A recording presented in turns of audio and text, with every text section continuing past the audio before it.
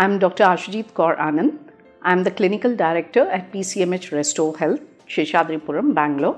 I'm also the Founder Director of Aviksha, a home-based primary care.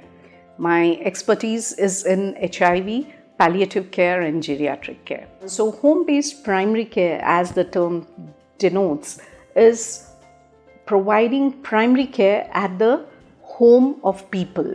So it is not only for people who are homebound, but it could be somebody who wants to be seen at home and does not want to access a clinic or a hospital, or it could be even a homebound person. So in today's COVID-19 era, where people are hesitant to visit a clinic or a hospital for minor symptoms or for their regular checkup, regular follow-ups, home-based primary care is what we provide by reaching out to their homes and providing them the care which is required.